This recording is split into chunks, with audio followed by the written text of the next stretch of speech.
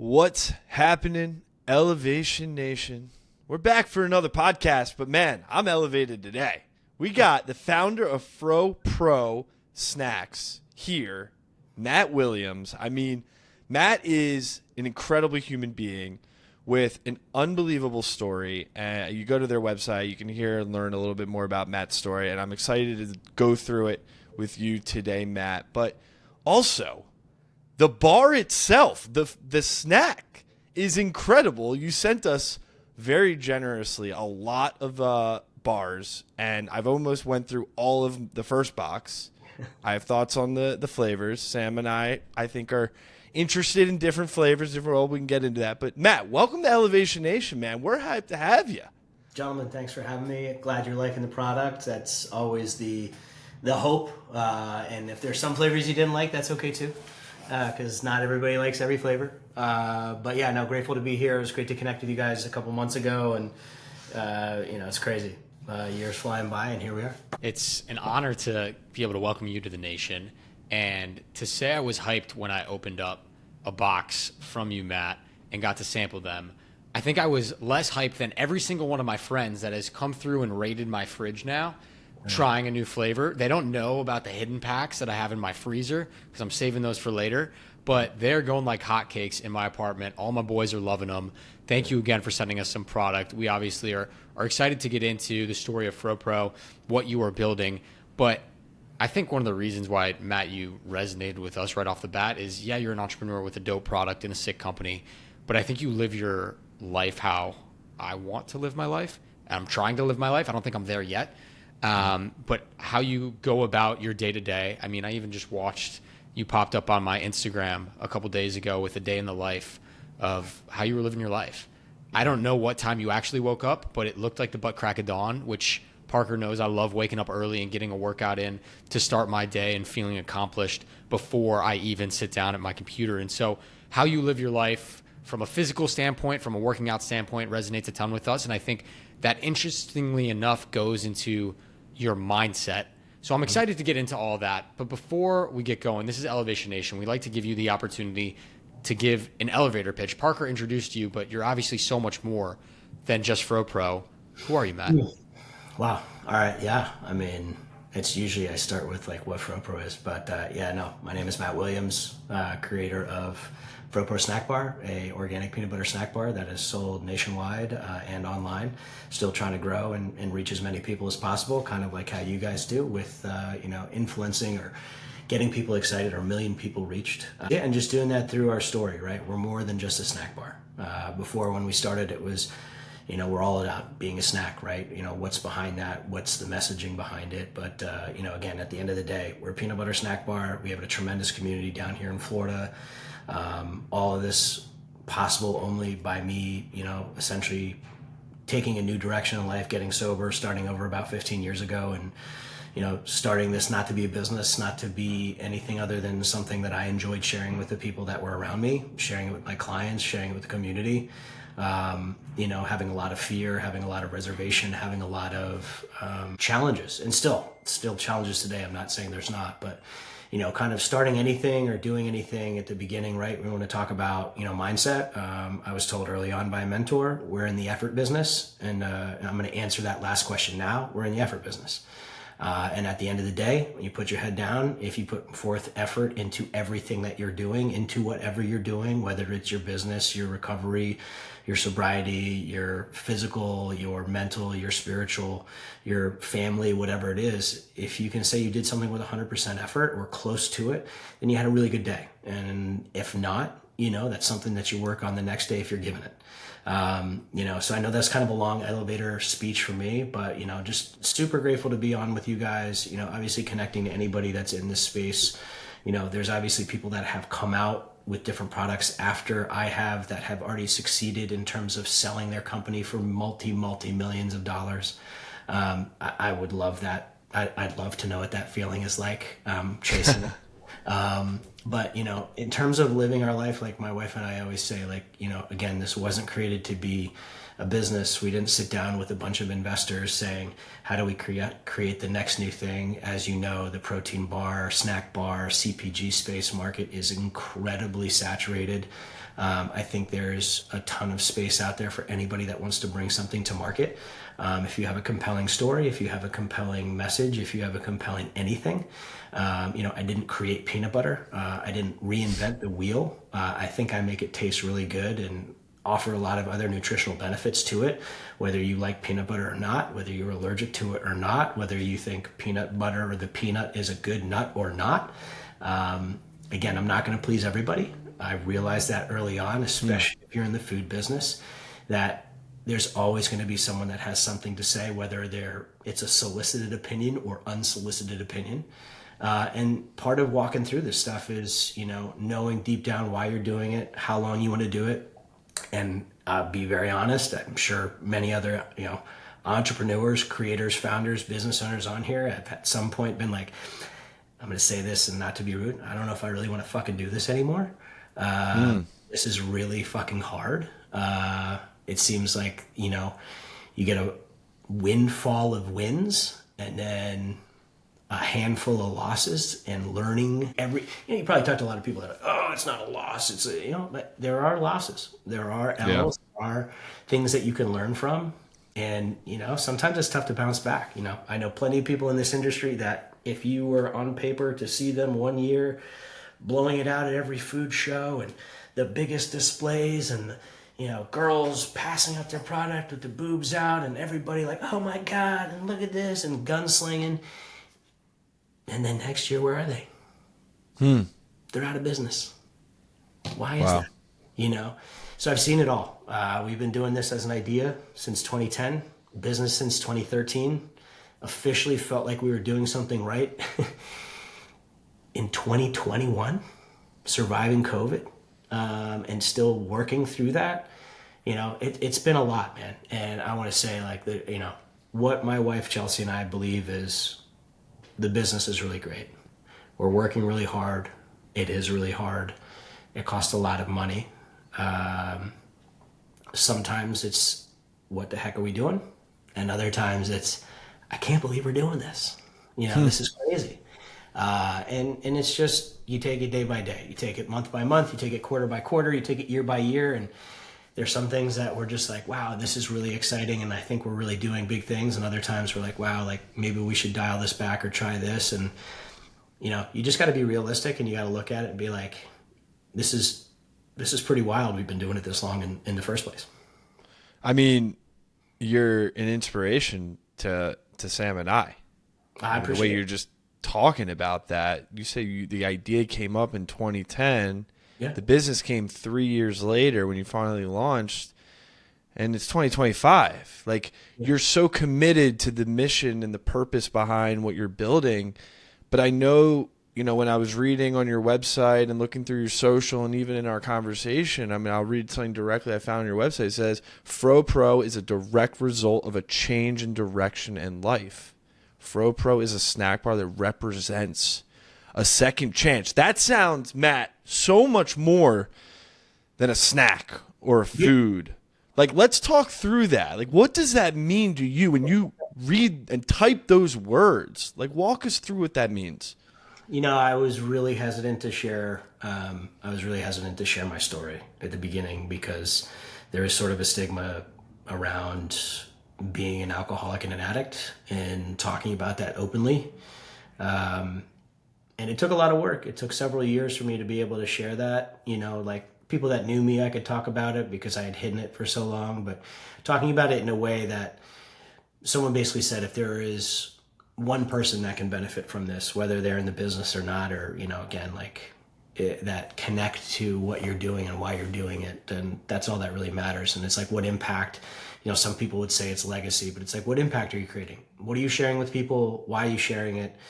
At the end of the day, I'm still going to be talking about this whether FroPro is here or not, right? Whatever I'm doing, however I'm doing it. A lot of what this platform has allowed is me to connect with guys like yourself and other people in this space, younger, older, and share this experience, right? The whole idea of being a person in recovery, and everybody's entitled to be as private as they want to be. There's certain things I don't talk about out of respect for traditions and certain things that are out there. But, you know, my recovery is my recovery, and what I went through and the decisions I made that led me to get to here, and the decisions I made since then, and the decisions I make, even the decisions I made this morning, you know, to get to a point where it's like, you know, I don't have to drink or drug today. You know, I don't have to blow my life up on purpose or stir the pot. I will say, I still will stir the pot. Not in a truly detrimental way. But, you know, everybody, I think, likes to stir the pot sometimes and say things that you're like, I probably shouldn't have said that.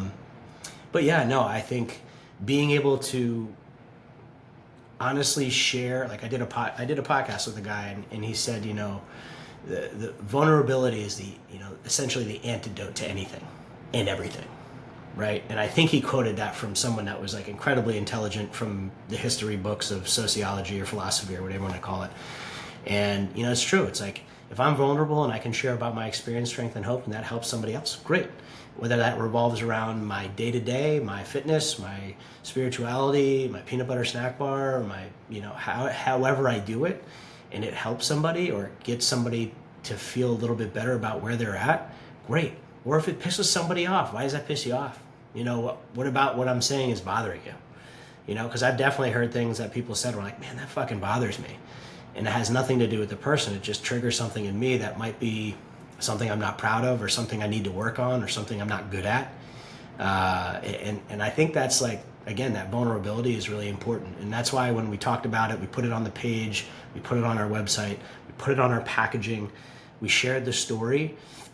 I've had hate, you know, and it's, again, like, not haters, but like I've had hate be like, I can't believe you're talking about this. And really? Definitely people that were really close to me that were like kind of hurt by it, because it was, even though it was my story, it was like, you know, it hit close to home for them. And again, like my thing was like, I'm not doing this to hurt you. I'm doing this to help somebody, you know, because I was told if my tragedy can turn into a triumph and help somebody else, that's what I'm trying to do. I'm not, you know, whether, like I said, whether FroPro is here or not, tomorrow, a year from now, whatever it is, 5 years from now, I'm still going to do this. You know, I'm still going to talk about my experience, strength, and hope, because I was given that second chance. I was given that opportunity to share something that I overcame with, you know, starting a snack bar, starting a gym, starting a podcast, getting back up on stage and playing music and singing again, you know, I just officiated my 16th wedding this weekend. Like, no one was having me come to their wedding. Not only as a guest, but to officiate. This wasn't happening. Wow. You know what I'm saying? Like, those are the things that my second chances afforded me in life. And I think if people can hear that, regardless if we talk about peanut butter or CPG or selling snacks or, you know, scaling a business, like making positive mindset, impactful changes in your day-to-day and how you think, how you act, and how you do things with integrity, it's a win. Again, hitting on one of the reasons why I was so excited to get to know you more, Matt, and have you on the podcast is your story sounds similar to the motivation behind why Parker and I started Elevation Nation. And we like to say vulnerability breeds credibility. Wow. When we speak, we go on the road, we start by saying how I battled depression and Parker lost his stepfather. It's the first thing we say. And we get deep into that story, not just saying the facts that it happened, but how we felt, why it happened, what we were staring down, how we changed as humans, and then what we did to get out of them.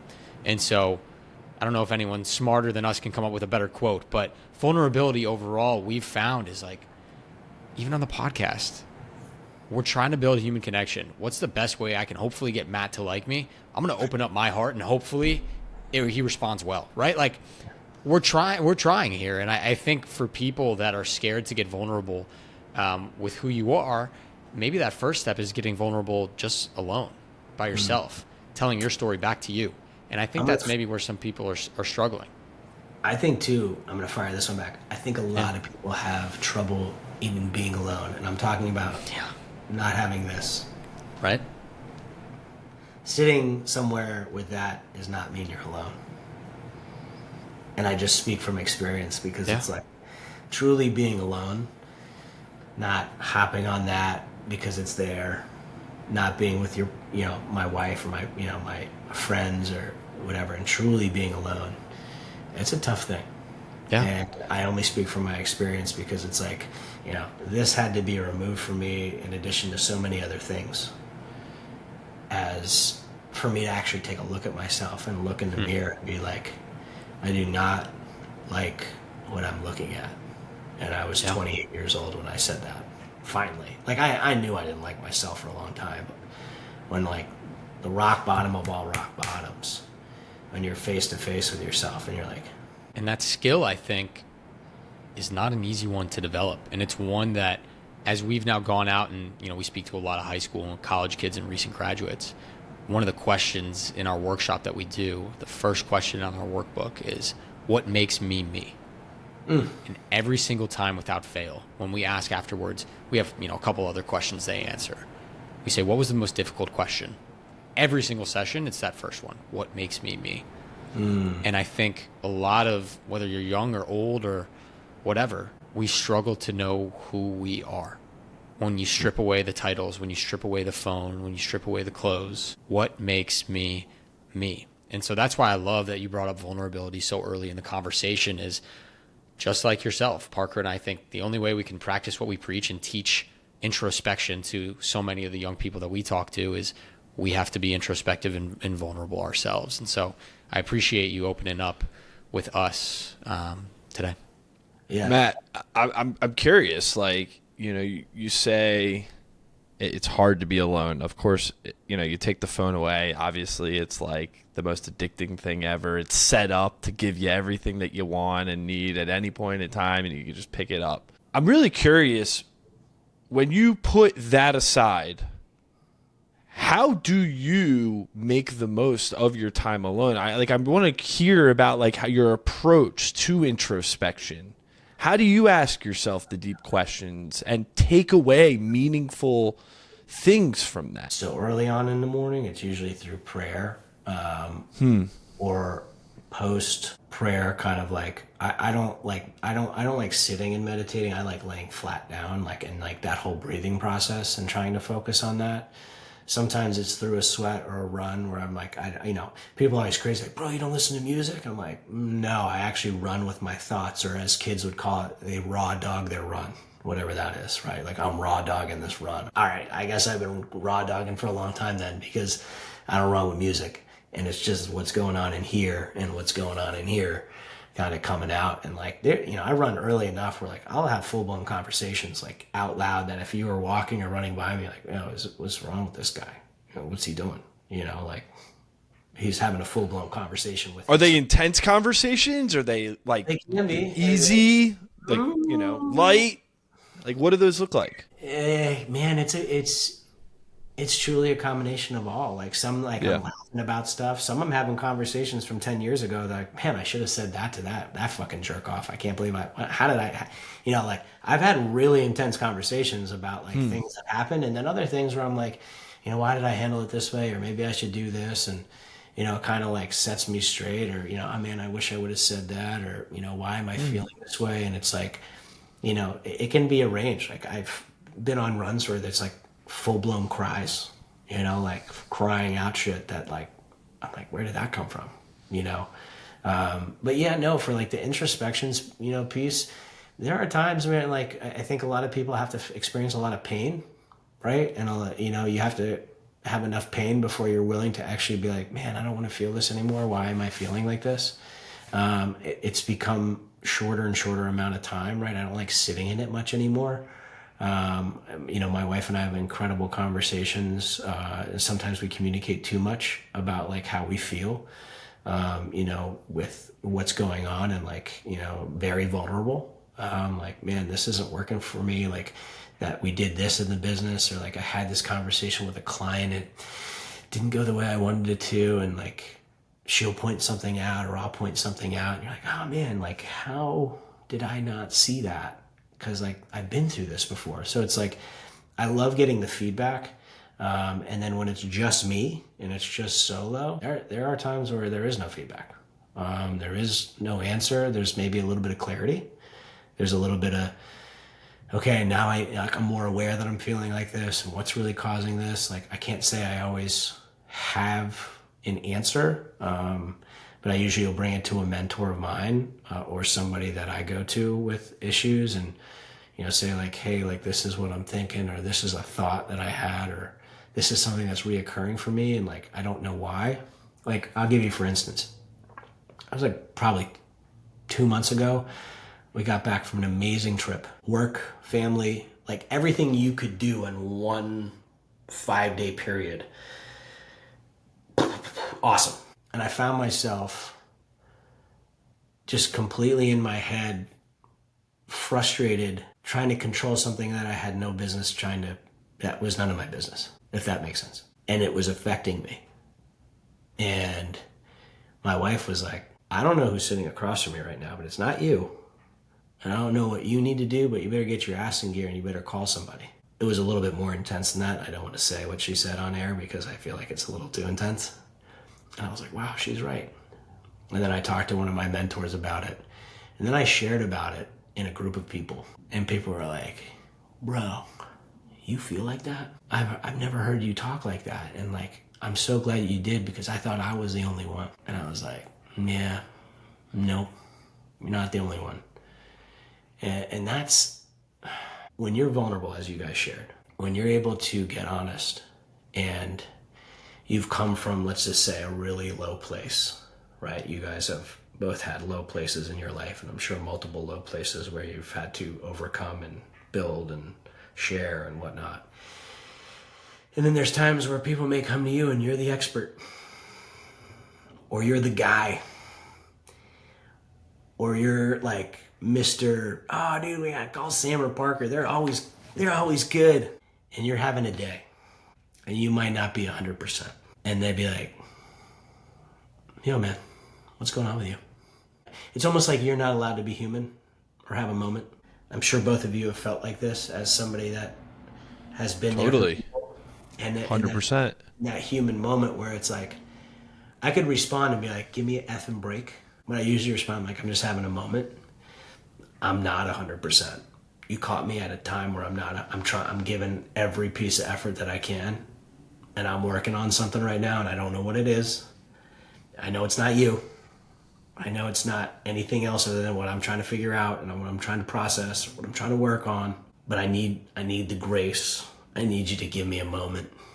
Allow me to go through what I'm going through. And if like that's triggering for you, that I'm not 100, and every time you see me I'm on 100, I'm sorry I let you down. I want to add to that because funny enough, I felt that on Friday. Parker and I spoke to 1,500 kids, 3-hour-long sessions, 500 a pop, back to back to back, no breaks in between. Cycled them through, right? Incredible. Most amount of people we've spoken to, biggest impact, biggest stage. And after every session, they're supposed to go to the next one. But kids, they want to take pictures. They want to ask us for advice. They want to hang, like, not complaining. I've always wanted to be famous, right? This was so cool. Kids were coming up wanting to be mentored by us. Our story resonated. We got to the third one, and I was like, I don't even want to talk to anyone right now. How do you have this energy to keep giving more and more and more? Like, I just gave my soul. Parker, we cry, we get into our story 3 times in a row, having to repeat that vulnerability, build that connection with that audience, hear their stories, then afterwards give them advice. And it was that moment of overwhelmingness.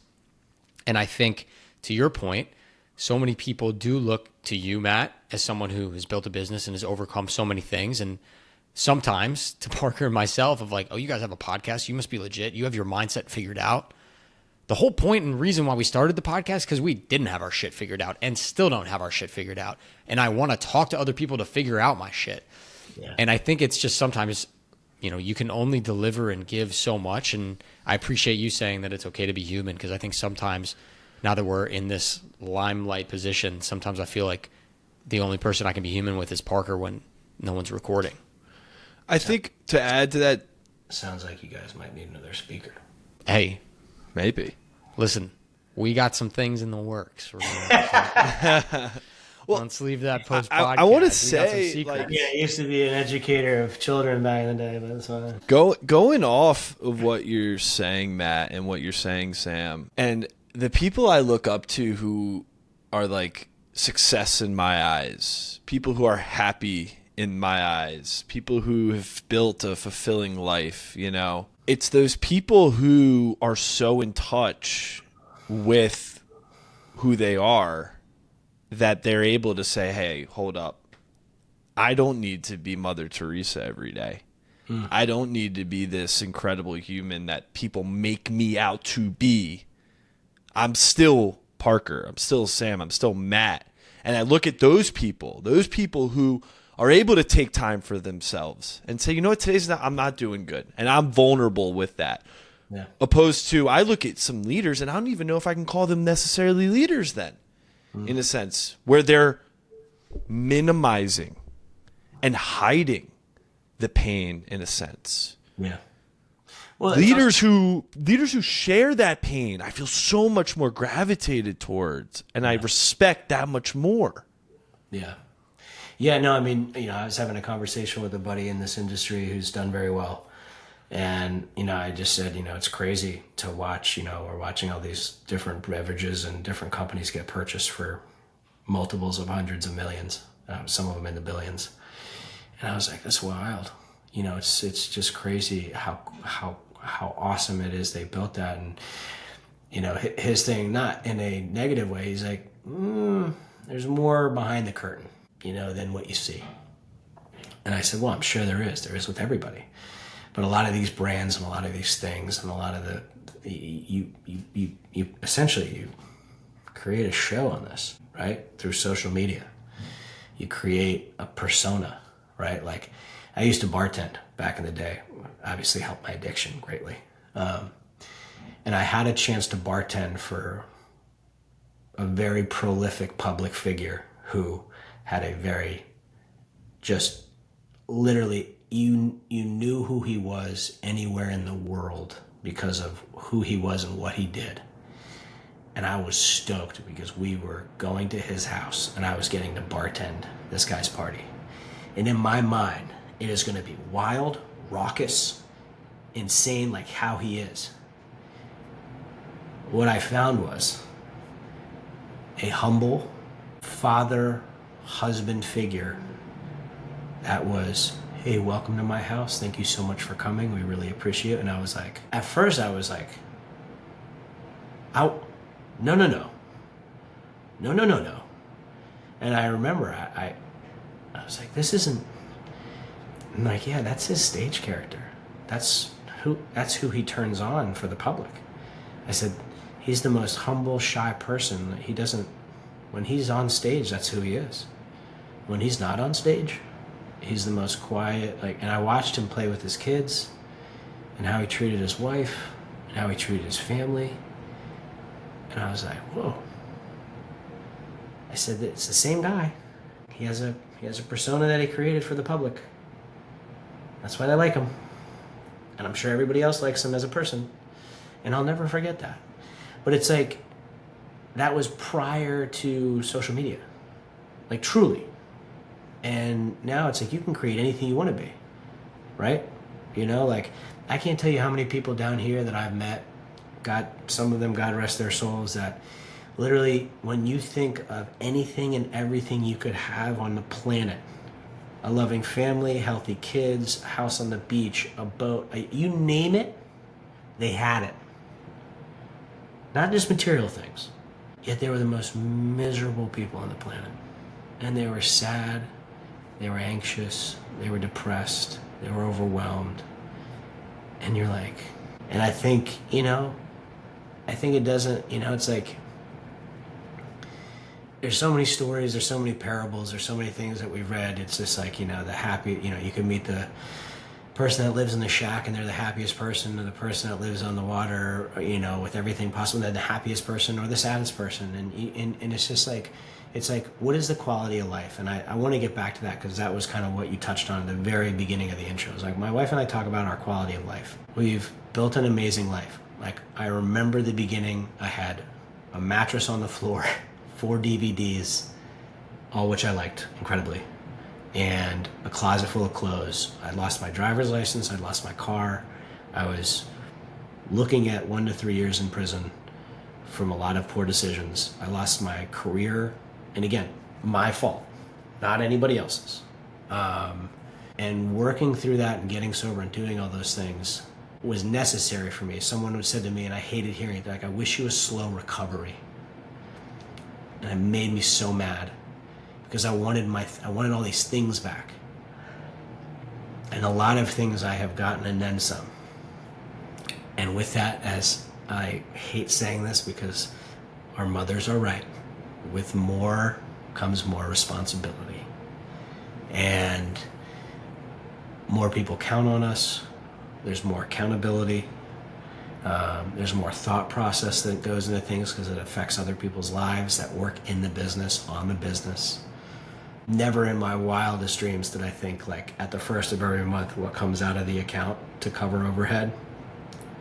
I didn't even think that was a possible number. Like, I see that leave and I was like, huh? Like, I struggled to even think, like, that was a possibility in my lifetime. And it's going out of the business. So there are days where I'm like, man, do you remember? Yeah, I understand. I feel old as a 44-year-old saying this, but like, man, remember the good old days? When, like, it was just like, hey, which one of the 4 DVDs am I gonna watch tonight? And, like, that was pretty much it in terms of, like, that. But there's always, like, what's next, what's more, and I've always chased that. And it used to be alcohol and drugs, and now it's like that quality of life is like enjoying the things that I like to do with the people that I like to do. And what can be really lonely in entrepreneurship is, you know, everybody that's an entrepreneur is 24/7, 365, always. But there's always things that people make time and a priority. You know, a lot of the guys that I work with, I'm like, you guys gotta make yourself the fucking priority sometimes. You gotta obviously worry about family and everybody else, but, like, if you're not making yourself the priority, and you've probably heard this another way, where it's like, if you're not filling up your own cup, you can't pour into anybody else's cup. And you gotta focus on those things that you're doing and that help you, and that introspection and that prayer and that meditation and that fitness and that recharge before you speak to a room full of students, and that recharge again before you do it again. Because you guys are building something. Like, you know, I'm obviously in awe of you guys and what you guys do. And, like, I'd love to help you guys at some point, because my biggest thing was getting on stage and talking to these kids. And that, I never thought that was going to be possible, but again, when I got sober and I got invited to speak at a graduation after years, you know, speak to a room full of kids about drugs and alcohol. And I said, yeah, like, when the parents asked, I was like, I'm going to be real. This isn't like, don't do drugs. I'm going to be real with them. I'm going to share with them what the truth is and how this is not pretty. So it's like, how do I be vulnerable? How do I be authentic? How do I share that? How do I tell people that, yeah, it's great, but there are days where I'm like, I don't know. I don't really know. And how do I work through it? I want to ask you a question, Matt, that is off our script, but I want your insight. Parker and I have been building this thing for a while. You've been building FroPro and your new life for a while. Parker and I are speaking on stages I never thought we would speak on. We are having a greater impact than ever before. When we started Elevation Nation, we said, we don't care about money. I want to speak across the country and world with my best friend. I want to mentor other people and make an impact. We now are doing all of that. And yet I feel like we are at this crossroads of such a interesting point of, like, well, what's next? Like, everyone's like, oh my gosh, you guys are crushing it. What's next? And I think oftentimes I refer to this as the blessing and the curse of an elevator. Every single person that comes on the podcast has this elevator mindset. And it's not I want more in a greedy way. It's not like I want more things. It's I just want to push myself to what's next. Like, all right, we did 1,500 students. Parker and I went to a Goose concert in Holmdel, New Jersey this summer. Parker and I were walking from the concession stand to our seats. There's 20,000 people. And he's like, you think we'll ever speak in front of this big crowd? And I said, abso-fucking-lutely we will. He's like, are you serious? I'm like, Okay, I actually not? said that as a joke, and the way he responded, Matt, was completely serious. Yeah, and why not? I was like, okay, that's what we're doing here. I see you. So I sat in 2016. I sat in an office in New York City. I sat in a room full of 11 other business owners and Gary Vaynerchuk. Awesome. Everybody in there was like 6 people from one business and 6 people from other businesses. One guy was there just to hand him a book, nothing more, nothing less. But I will never forget. You know what, the one guy that was in there that I sat next to that I was like, I don't know what this guy's doing, but it's pretty cool. Jesse Cole, Savannah Bananas. And Jesse Cole sat there and he had kind of just started. The pitch that I got from him was like he was kind of like a Harlem Globetrotters for baseball. And he was doing maybe 1,000 to 1,500 people in a small stadium in like Kentucky. He just sold out the Atlanta Braves Stadium, I think, for $85,000, if I'm not mistaken. The Tampa Bay Buccaneers football stadium. Yeah.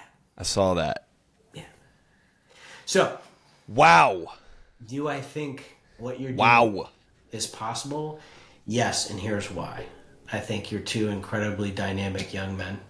I think I'd love to definitely see what you guys do in terms of a conference and how you share it, because I know when you share something authentically and vulnerably, it can connect with people. And the third one, which I hate saying, but it's true, there's a lot of really sick and suffering people out there that need help.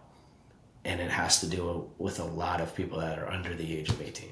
All right, I want to add to that question. I'm sorry, I'm going off the rails, Parker. You can bring me back in. Thank you for that. I think you're spot on.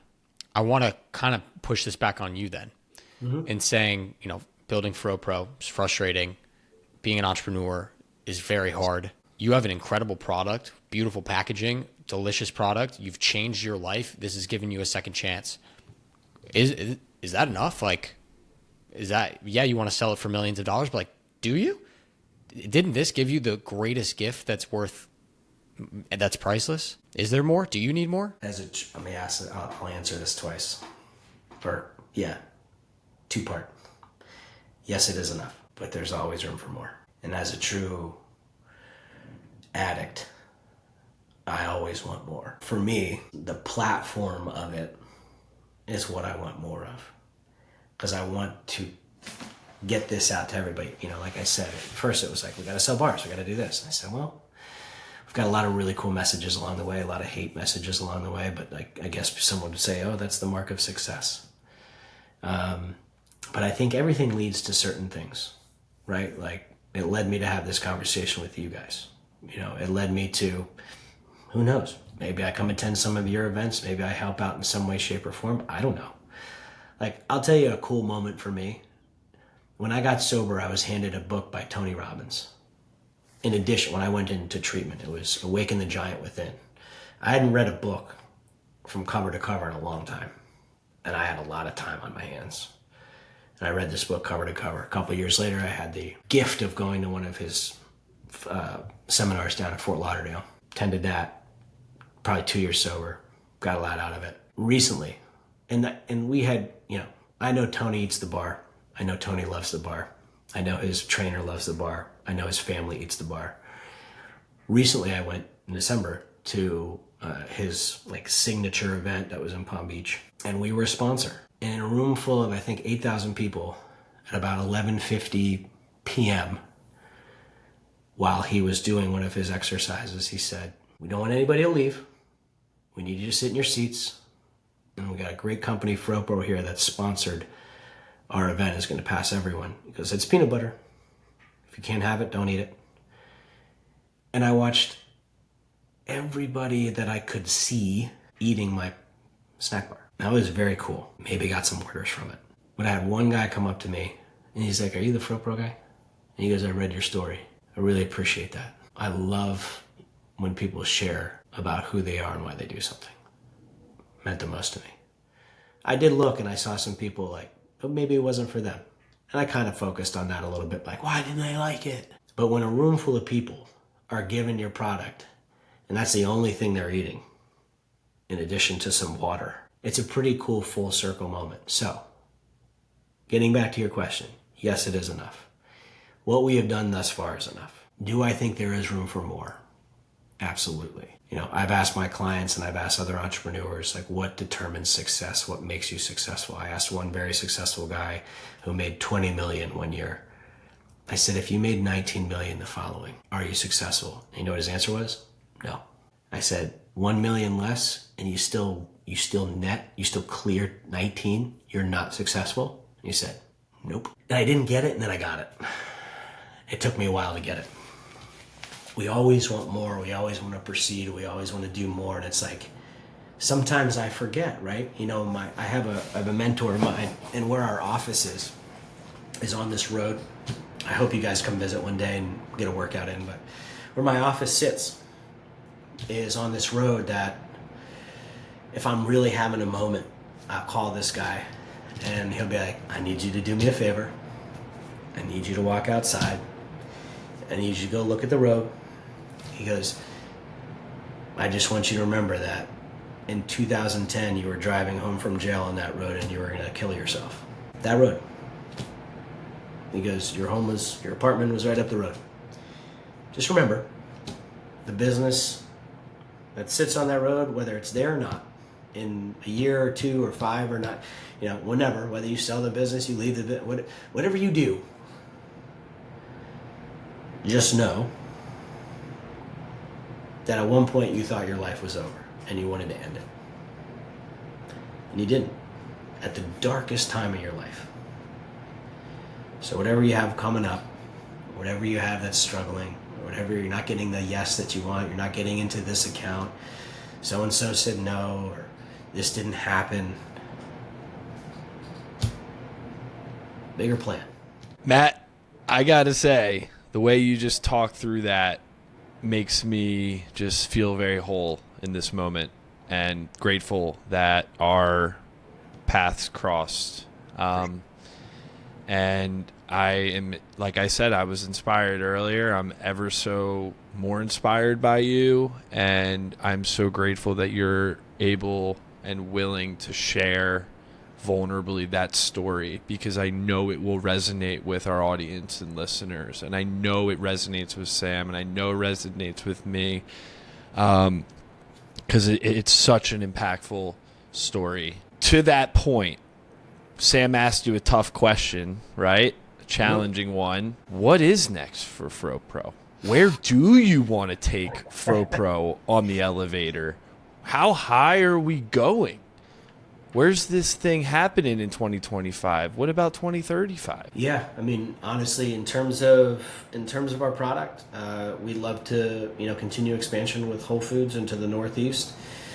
Continue to share our story and our message behind the second chance, and inspiring others to do the same. Aside from FroPro, doing a lot of work in the counseling field in the mental health and substance abuse space, which has been really rewarding. Doing more of that, and more of like the focusing on the waking up the sun and the life skills and the changes that people can use in their life, and they need to overcome. So yeah, there's a lot of play. The quality is important. Again, just pulling from experiences. I watched my dad live a really beautiful life, and dedicate his whole life to a company, and retired from that company and battled cancer and died. He lived a great life, but like I want to enjoy the process. I want to do things. I want to get out there. I want to meet other people. I want to get in the mix with you guys. I want to, go, work with a couple places in New York and in Texas, and, head over to Tampa and do events and sweat and have fun and play pickleball and play golf and just experience life for what it is. Because, eventually, like, the way I operate and how I go pretty hard in the paint, it's, my body's not going to hold up that long. I'm going to train it as hard as I can to do so, but I want to do as much as I can, experience life with my wife, and travel places and do things and see things, and I feel like we're geared to do work, right? We're geared to do all this stuff, and I think sometimes it's really hard for us to slow down and just be like, take a moment. I've been accused of being very intense at times, and like to dial down the intensity a little bit. It's tough to not be intense when there are so many cool adventures and things in life that you can experience. And so my mental motto, I get it. My mental motto, the first part is live curiously.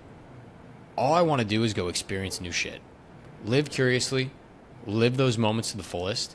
I oftentimes joke that if I had infinite lifetimes, even just in college itself, how many different majors or things I would have tried, how many different schools I would have loved to experience. We were in New Orleans this past week. I was like, Tulane probably would have been cool. What a beautiful campus. Like, there are so many lives that I wish I could live, but I get one. Mm-hmm. And so when I'm going to do something, I'm going to do it to the best of my abilities, which is why I'm about to say this next point. I can't wait to kick your ass in pickleball. I already kicked Parker's ass.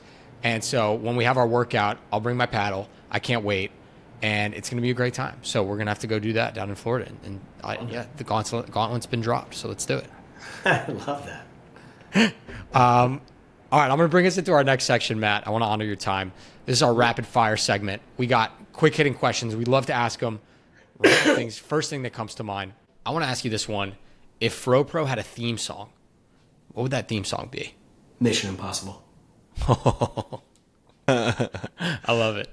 Okay, I mean that was good. I think it's Mission Possible now. I mean, you're kind of doing it, man. But I feel like Tom Cruise. there you go. Oh, okay. So you jump out of planes too? That's cool. I've been known to do that. Oh. I've done pretty much everything he's done other than... Okay. I would do that, though, with a parachute on my back. Yeah, just to make sure we're safe there. Okay, so obviously you're very adventurous, and you said that you want to travel and experience the world. What is one place in the world that you haven't been to yet that you must go to in your lifetime? Man, my brother has gone to Asia several times. Actually, let's just say Asia, maybe. It's either that or Nepal. Nepal's in Asia? No. Yes. Maybe? I think. I don't know. I think so. No, Yeah. definitely. Yeah. Sign Europe. Yeah. No, I want to go to Nepal. Japan is number one on my list right now Is as it? well. Oh my gosh, yeah. Yeah. No, I Even mean, just from a culinary and culture experience, like I want to go to the fish market at 5 a.m. and see them auction off like a giant tuna. Like, what crazy is that? That would be crazy. I'm sure that's a Dude, crazy it's nuts. experience. Yeah. Yeah. We'll do it. Yeah. I don't know. I feel like South America has some places that I really want to get to that, there's so much to explore. There really is. Asia's Live insane. curiously, man. That's what you got to do.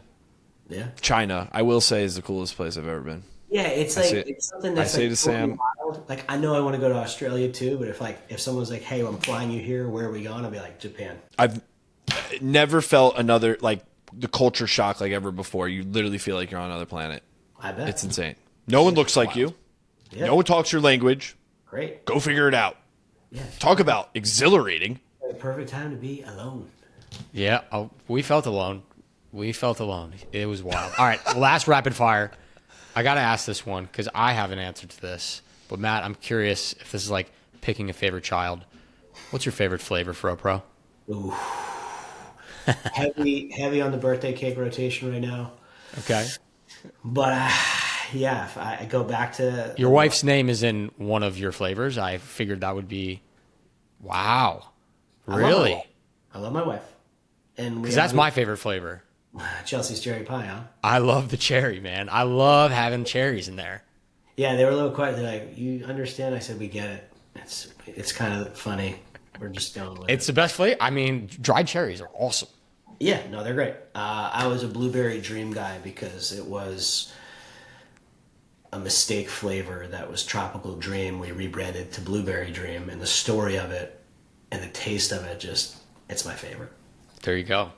It's funny you said that. I was going to say blueberry or, to your point, birthday cake. It was the first one I had, and I was like, holy shit.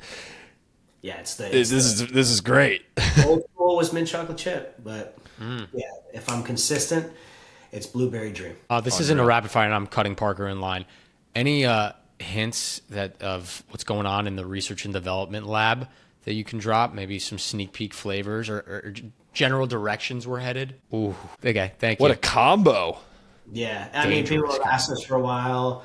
We tried it 2 years ago. We're like, and then we kind of worked on a good one. That's going to be the next drop. Like our savory one was really good. Like the everything bagel kind of like threw people off, so we're going to come back with another sweet one. So, Wow. Unreal. I love that you guys continue to just create flavors, make new things. Like, it's incredible. Getting the box too, opening it up.